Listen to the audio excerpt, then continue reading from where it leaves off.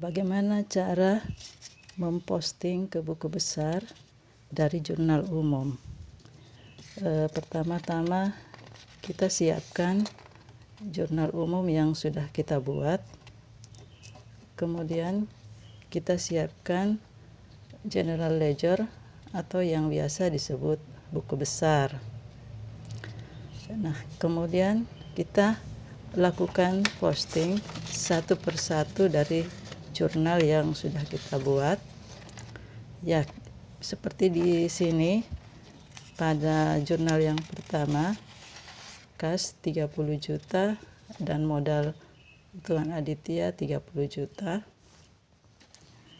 Maka kita mengambil general ledger untuk akun kas. Ya, kita tutup dulu. Jadi transaksi yang pertama kita posting ke sini. Begitu juga dengan pasangannya. Pasangannya yaitu modal. Jadi di sini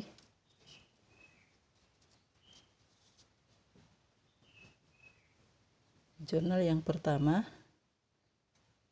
kas di debit, saldonya juga debit. Saldo ini menunjukkan saldo normalnya, di mana kas saldo normalnya adalah debit. Kemudian di sini dari jurnal kita masukkan ke debit. Begitu juga dengan modal. Modal kita posting dari jurnal. Dari jurnal kita posting ke modal 30 juta. Saldonya kredit 30 juta. Setelah itu kita pindah lagi ke jurnal yang kedua, yaitu kas debit, utang bank, kredit. Nah, kas debit kita masukkan lagi, kita posting ke akun kas. Ini akun kasnya.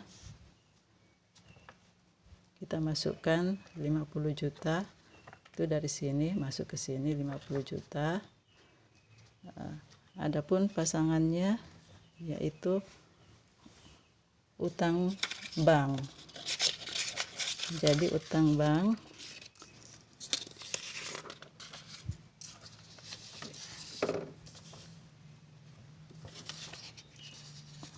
utang bank 50 juta.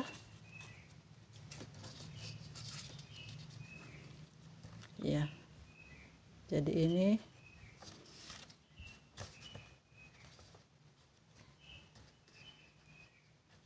dari sini kas 50 juta, utang bank 50 juta dari kredit, diposting ke kas, utang bank 50 juta di sebelah debit, sehingga menghasilkan saldo 80 juta, dan utang bank dicatat di sebelah kredit 50 juta dan saldo kredit 50 juta.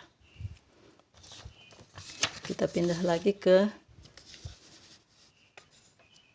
transaksi yang ketiga, yaitu perlengkapan 5 juta, kas 5 juta. Nah, sekarang kita lihat perlengkapan.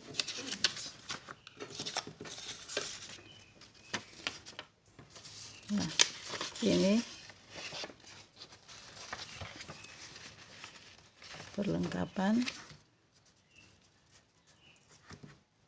Jadi perlengkapan 5 juta diposting ke perlengkapan 5 juta sebelah debit.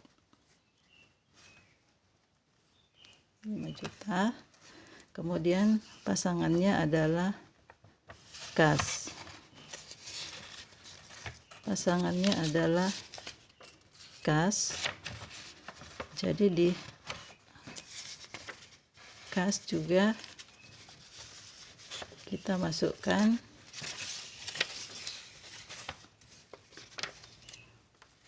kas 5 juta, di kredit dimasukkan juga ke kas 5 juta.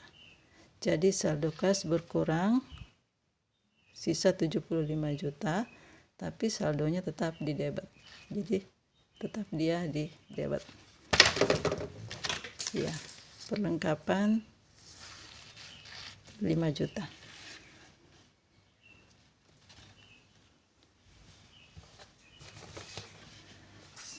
Kemudian berikutnya peralatan di debit 25 juta, utang dagang di kredit 25 juta. Nah, kita ambil lagi, kita lihat, kita posting peralatan 25 juta dan utang dagang juga 25 juta. Begitu seterusnya, piutang usaha juga seperti itu. Jadi piutang usaha dicatat di sebelah debit,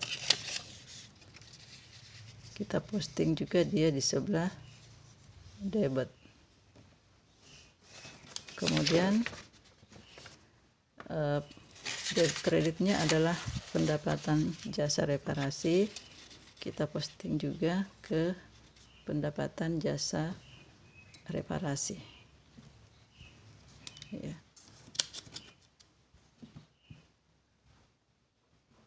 Pendapatan jasa reparasi, kita angkat sedikit.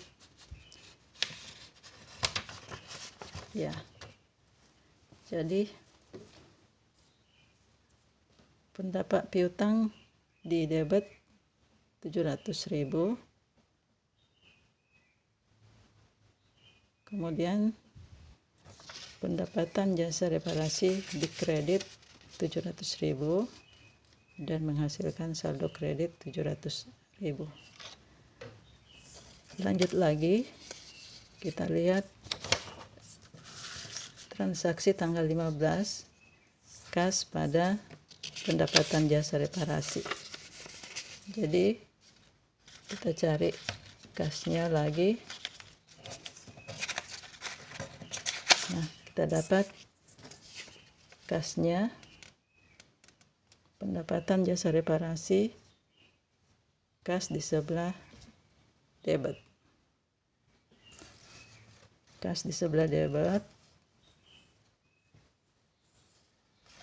12 juta. Kemudian pendapatan jasa reparasi di sebelah kredit 12 juta.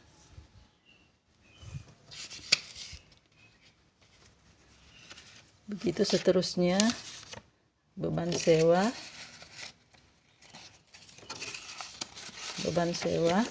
di debit 12 juta. Kemudian kas di kredit 12 juta. Dan ada beban sewa 12 juta di sebelah kredit. Itu mengurangi saldo kas, tetapi tetap dicatat di sisi debit. Maaf, di tanggal 16 juga ada kas di debit 600 dan itu mengurangi piutang. Jadi piutangnya di kredit 600, di kredit 600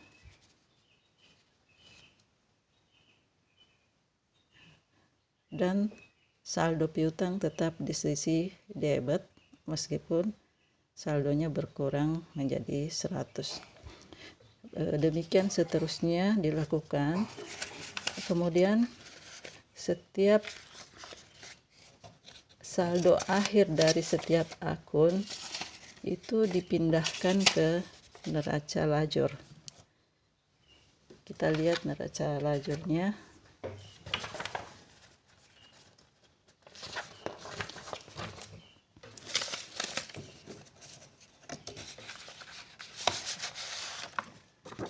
Ini tadi jurnal umum, nah ini neraca lajur.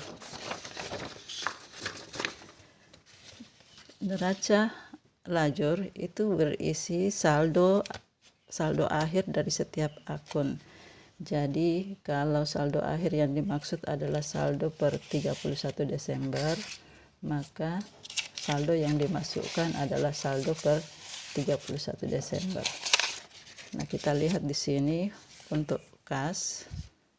Kas ini saldonya per 31 Desember adalah debit 69.600.000. Nah, itu kita pindahkan ke neraca saldo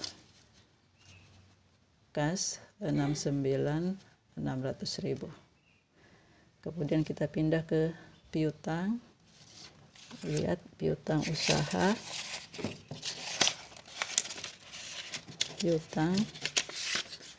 Piutangnya bersaldo debit 100.000. Nah, ini dipindahkan ke neraca saldo 100.000. Ya. Begitu seterusnya, perlengkapan juga. Perlengkapan pada tanggal 31 Desember saldonya sisa 1.500.000. Nah, jadi di neraca saldo 1.500.000 ini itu diambil dari saldo akun per 31 Desember. Di sini ada debit 1.500.000. Demikian seterusnya sampai habis.